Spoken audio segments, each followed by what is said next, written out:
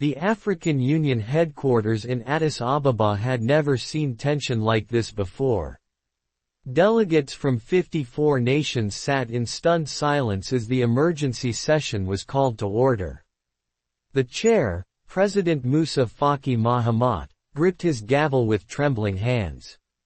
On the massive screen behind him, a live satellite feed showed military convoys moving through the streets of Ouagadougou.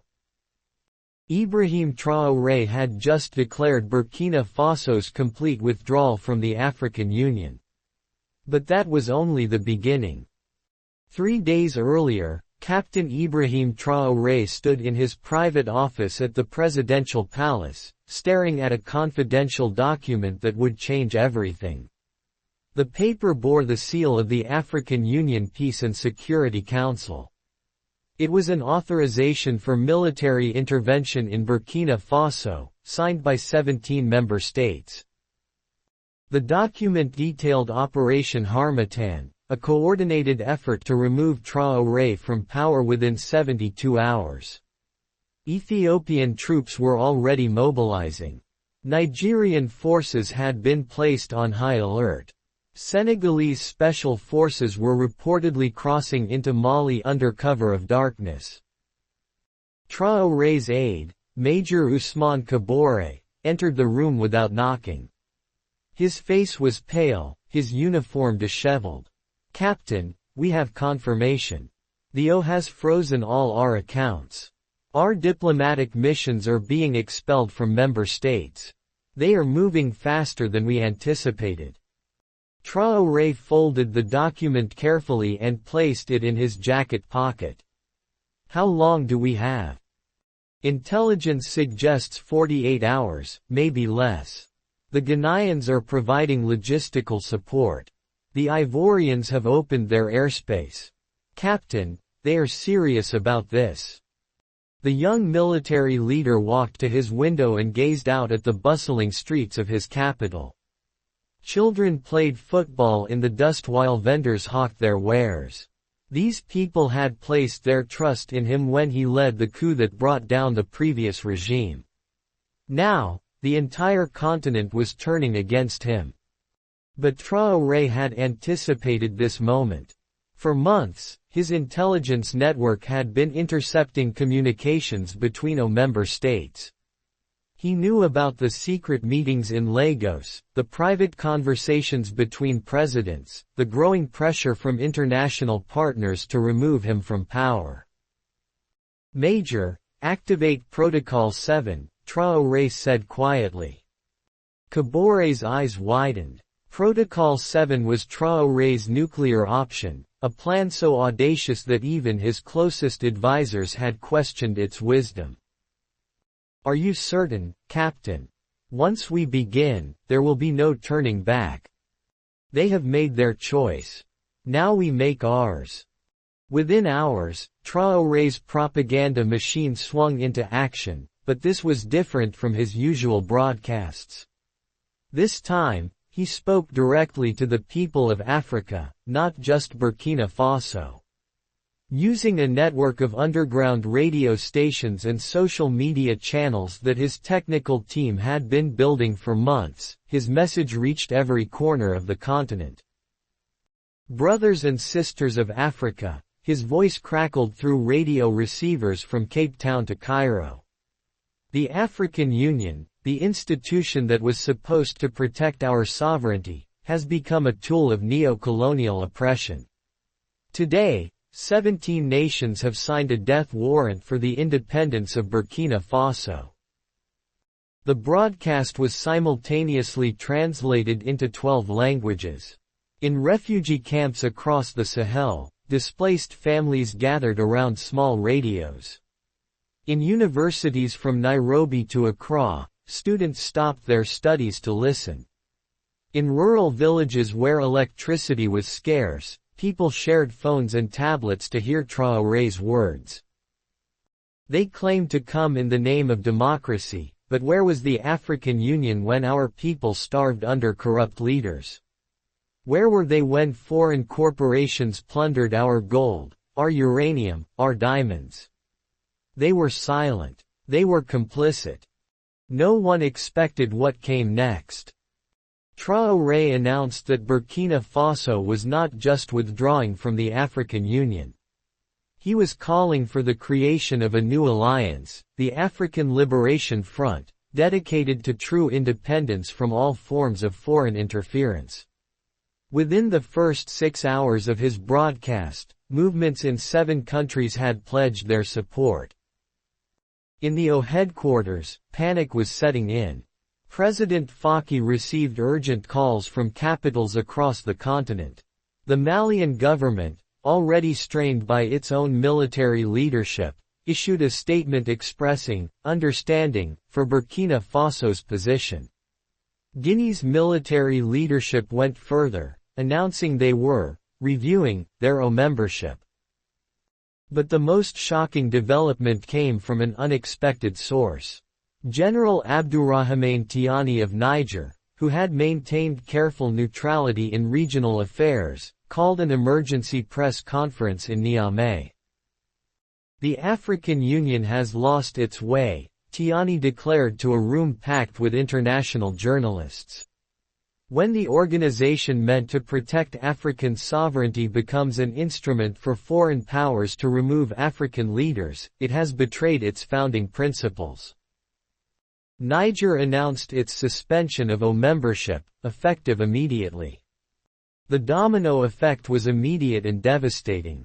Within 24 hours, Chad's military leadership issued a similar statement.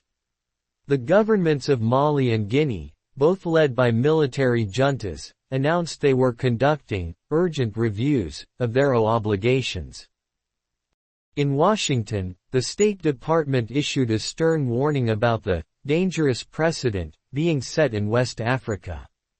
In Paris, the Élysée Palace convened an emergency meeting of the French Security Council. In Beijing, Chinese officials watched with interest as their Belt and Road partners began questioning Western-backed institutions. But the real earthquake was happening on the ground across Africa. University students in Senegal, despite their government's support for the ONU intervention, organized massive protests in Dakar. "Hands off Burkina Faso," they chanted as they marched through the streets. Riot police responded with tear gas, but the protests spread to St. Louis, Tees, and Ziguinchor. In Nigeria, despite President Bola Tinubu's strong support for the ONU operation, opposition politicians began questioning the wisdom of military intervention. The Nigerian Labour Congress called for a nationwide strike if Nigerian troops were deployed against Burkina Faso. Even in South Africa, students at the University of Cape Town occupied the International Relations Building, demanding that their government withdraw support for what they called neo-colonial aggression.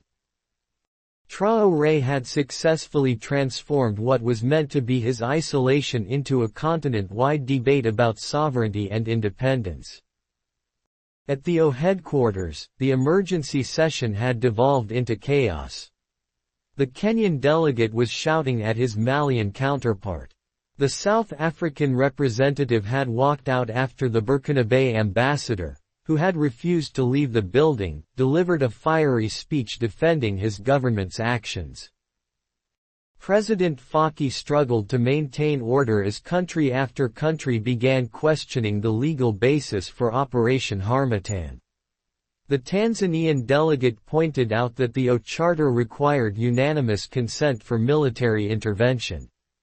The Botswanan representative questioned whether the Peace and Security Council had proper authority to authorize the operation without full assembly approval. But the most dramatic moment came when the Chadian ambassador stood to address the assembly. "Mr. Chairman," he said, his voice carrying across the suddenly silent hall, "Chad hereby announces its immediate suspension of participation in all African Union military operations, pending a comprehensive review of this organization's mandate and leadership." The hall erupted. Delegates shouted across the aisles while security personnel moved to strategic positions. The careful diplomatic language that typically governed proceedings had completely broken down. In Ouagadougou, Traoré monitored the chaos through his intelligence network. His gamble was working, but he knew the most dangerous phase was just beginning. The countries committed to Operation Harmattan would not simply abandon their plans because of diplomatic protests. Major Kabore entered with an urgent intelligence report. Captain, Ethiopian transport aircraft have departed Addis Ababa. Nigerian special forces are mobilizing in Abuja. The operation is proceeding despite the political complications. Traoré nodded grimly. He had bought time and international sympathy, but armies were still moving toward his borders. "What about our friends?" he asked. "The Wagner Group has confirmed they can provide tactical support within 18 hours. The Russians are expediting delivery of the air defense systems we requested. But Captain, even with their help, we are facing overwhelming numbers." Traoré walked to his secure communications console and activated an encrypted channel. Within moments, he was connected to military leaders across the Sahel Alliance. "Gentlemen," he said, addressing the leaders of Niger, Mali, and Guinea, "the moment we have prepared for has arrived. The colonial powers and their African proxies are coming for all of us. Today it is Burkina Faso. Tomorrow it will be Niger. Next week it will be Mali. We stand together, or we fall separately." General Tiani's voice came through clearly from Niamey. "Burkina Faso will not face this aggression alone. Niger's armed forces are at your disposal." Colonel Assimi Goïta of Mali was equally direct. "Mali stands with Captain Traoré. Any attack on Burkina Faso will be considered an attack on Mali." The Sahel Alliance, which had existed largely on paper, was suddenly a military reality. Within hours, Malian forces began moving toward the Burkina Faso border. Niger deployed troops to secure the frontier regions. Guinea announced that it was placing its military on high alert and closing its airspace to any aircraft participating in Operation Harmattan. The African Union intervention, designed to isolate and remove Traoré, had instead triggered the largest military mobilization in West Africa since independence. International reactions were swift and alarmed. The United Nations Security Council convened an emergency session as the French president called leaders across Africa, urging restraint. The American Secretary of State announced that the United States was deeply concerned about the escalation and called for all parties to step back from military confrontation. But the momentum was now unstoppable. Ethiopian Airlines Flight ET-509 from Addis Ababa was carrying the first wave of peacekeepers when it was denied landing rights in Niamey, its planned refueling stop. Niger had closed its airspace to all military aircraft supporting Operation Harmattan. The plane was forced to divert to N'Djamena, but Chad's government, under increasing domestic pressure, announced that it could not guarantee the safety of foreign military personnel on its territory. The aircraft eventually landed in Abidjan, but Ivorian protesters had surrounded the airport. What was supposed to be a swift 72-hour operation was already facing logistical nightmares. In Ouagadougou, Traoré addressed the nation as the sun set over his capital. His speech was broadcast live across the Sahel Alliance and picked up by news networks worldwide.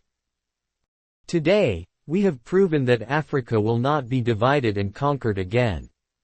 The colonial playbook of turning African against African has failed. We stand united not just as the Sahel Alliance, but as proud African nations who refuse to bow to external pressure." He paused, his eyes intense as he looked directly into the camera. To those who seek to invade our homeland, we say this: you will face not just the army of Burkina Faso, but the combined forces of Free Africa. To the African Union, we say this: return to your founding principles of non-interference and African solutions to African problems, or watch as more nations withdraw from your failed institution. The speech was Traoré's most defiant yet, but intelligence reports suggested it might also be his last. Despite the political chaos he had created, superior forces were still massing on his borders. Nigerian mechanized units had reached the border with Niger but found their advance blocked by Nigerian forces who had taken defensive positions along the frontier. What was supposed to be a coordinated multinational intervention was turning into a potential war between African armies. The Ethiopian contingent, finally realizing they could not reach Burkina Faso through the hostile airspace of the Sahel Alliance, began exploring alternative routes through Ghana and Ivory Coast. But this would require overland movement through territory where Traoré's message of African resistance was resonating with local populations. In Accra, the Ghanaian parliament held an emergency session as protesters surrounded the building, demanding that their government withdraw support for what they called African-on-African violence. Opposition MPs questioned whether Ghana should be facilitating what looked increasingly like a regional war. Similar scenes played out across the continent. In Dakar, Senegalese opposition leader Ousmane Sonko called for massive demonstrations against his government's participation in Operation Harmattan. In Abidjan, students clashed with police outside the presidential palace. The intervention was not just failing militarily, it was creating political instability in the very countries that were supposed to be leading it. President Faky, facing the collapse of his organization's credibility, made a desperate attempt to regain control. He announced that the would host an emergency summit in Addis Ababa within 48 hours, with all African leaders invited to attend. This crisis threatens the very foundation of our continental unity, he declared in a televised address. We must find an African solution to this African problem. But even this attempt at reconciliation faced immediate challenges. Niger, Mali, Guinea, and Chad announced they would not attend the summit unless all military operations were suspended. Several other countries, while not explicitly supporting the Sahel Alliance, expressed reservations about attending a summit while African armies were mobilizing against each other. Traoré, sensing an opportunity, announced that he would attend the summit if it were relocated to a neutral venue and if all members committed to reviewing the organization's charter and leadership structure. "We are not afraid of dialogue," he said in a radio broadcast that reached across the continent. "But we will not negotiate at gunpoint. End Operation Harmattan, and we will talk." The proposal put tremendous pressure on the leadership. Countries that had committed troops to the intervention found themselves caught between their military obligations and the growing political cost of the operation. Nigeria's President Tinubu faced particular pressure. His own parliament was beginning to question the wisdom of deploying Nigerian forces in a conflict that was dividing the continent. Opposition parties were demanding a vote on the deployment, which Tinubu was not certain he could win.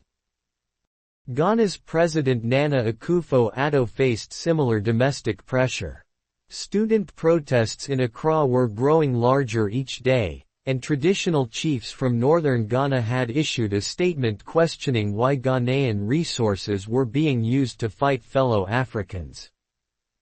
Even Ethiopia, the host nation of the and the primary sponsor of Operation Harmattan, was facing internal dissent. Ethiopian civil society organizations issued a joint statement calling for dialogue rather than military intervention. But it was the international dimension that ultimately changed the calculation.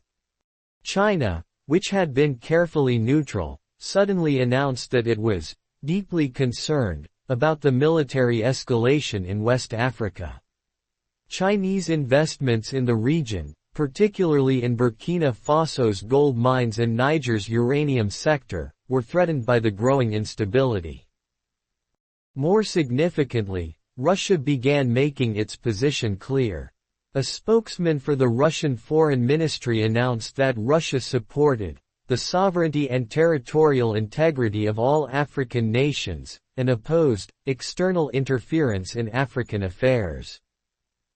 The statement was carefully worded, but its implications were clear. Russia was backing the Sahel alliance against the intervention. Within hours of the Russian statement, Wagner Group contractors were spotted at airports in Niger and Mali.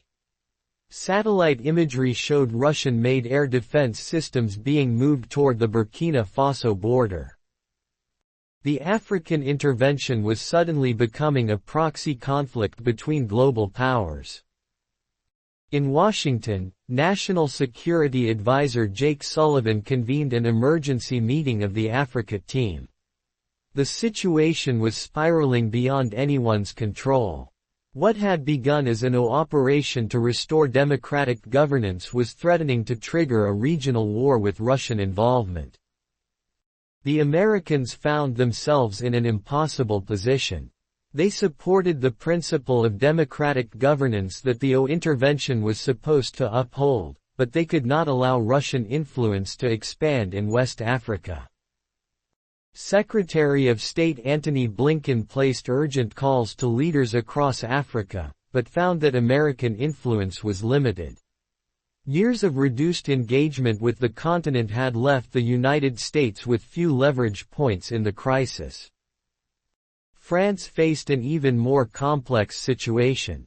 President Macron's government had quietly supported the intervention, seeing it as an opportunity to pressure military governments that had expelled French forces from their territories. But the involvement of Wagner Group forces changed the calculus entirely. French military advisors began developing contingency plans for direct intervention if Russian forces became actively involved in combat operations. The crisis was no longer about Ibrahim Traoré or even the African Union. It had become a test of whether Africa could resolve its own conflicts or whether global powers would once again turn the continent into a battleground for their rivalries. In his bunker beneath the presidential palace in Ouagadougou, Traoré monitored these developments with growing satisfaction. His gamble had worked beyond his wildest expectations. What was supposed to be his swift removal had become a continental crisis that exposed the contradictions and weaknesses of the post-colonial African order.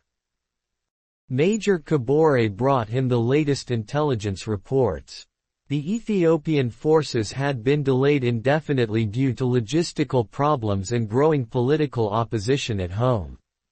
The Nigerian deployment was stalled by parliamentary questions and domestic protests.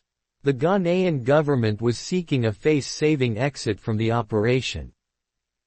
Captain, Kabore said, "It appears that Operation Harmattan is collapsing without us firing a single shot." Traoré nodded, but his expression remained serious. "The military threat may be receding, but now we face an even greater challenge. We have shaken the foundation of the continental order. Now we must build something better in its place." The next phase of Traoré's strategy was already in motion. Using the political momentum he had generated, he began reaching out to liberation movements and opposition parties across Africa. The African Liberation Front, which had begun as a propaganda tool, was becoming a real political movement. In countries across the continent, young people were organizing under the ALF banner. In South Africa, university students occupied government buildings demanding an end to what they called neo-colonial governance. In Kenya, opposition politicians began questioning their government's close ties to Western powers. The movement was particularly strong in countries with significant natural resources. In the Democratic Republic of Congo, youth organizations began demanding that mining revenues benefit Congolese people rather than foreign corporations. In Angola, civil society groups called for a review of all agreements with international oil companies. Traoré had successfully transformed a military intervention into a continental awakening. But his opponents were not finished. If military intervention was impossible, they would pursue other strategies. The O announced that it was implementing comprehensive economic sanctions against the Sahel Alliance countries. All O development funds would be suspended. Trade agreements would be reviewed. Diplomatic relations would be downgraded. International partners quickly joined the sanctions regime. The World Bank suspended all lending to Burkina Faso, Niger, Mali, and Guinea. The International Monetary Fund froze technical assistance programs. The European Union implemented targeted sanctions against military leaders and their families. The economic pressure was immediate and severe. Burkina Faso's gold exports, which provided crucial foreign currency, were blocked from international markets. Niger's uranium sales, vital for government revenues, faced similar restrictions. But Traoré had anticipated this response as well. Within days of the sanctions announcement, China declared that it would continue normal trade relations with all African countries, regardless of their membership status. Chinese companies signed new agreements to purchase gold from Burkina Faso and uranium from Niger, providing alternative markets for these crucial exports. Russia went further, offering to purchase raw materials at above-market prices as a form of solidarity with the Sahel Alliance. Turkish companies, seeking to expand their African presence, quickly moved to fill gaps left by European sanctions. The sanctions, intended to isolate the Sahel Alliance, instead accelerated the diversification of Africa's economic partnerships. 6 months later, the crisis that began with Operation Harmattan had fundamentally transformed African politics. The African Union, while still existing, had lost much of its credibility and influence. 12 countries had either withdrawn from or suspended their membership, creating parallel regional organizations. The Sahel Alliance had evolved into the African Liberation Front, a continent-wide movement that championed economic independence and challenged Western influence in African affairs. Alpha-aligned parties had won elections in 2 countries and gained significant parliamentary representation in several others. Ibrahim Traoré, far from being removed from power, had become the most influential political figure in Africa. His weekly radio broadcasts were heard across the continent, and his call for a second liberation of Africa resonated with millions of young people frustrated with persistent poverty and foreign exploitation. But the transformation came at a cost. The continent was more divided than ever, with pro-Western governments facing increasing pressure from pro-sovereignty movements. Several countries experienced political instability as the competing visions for Africa's future clashed in their domestic politics. International relations were equally complicated. China and Russia had gained significant influence in Sahel Alliance countries, while Western powers found their traditional partnerships under strain. The global competition for African resources and allegiances had intensified dramatically. As Traoré stood in his office, looking out at the bustling streets of Ouagadougou, he reflected on the journey from that first intervention threat to this new continental reality. The young captain who had seized power in a military coup had become the leader of a movement that challenged the entire post-colonial order in Africa. Major Kabore entered with the daily intelligence briefing, but Traoré waved it aside.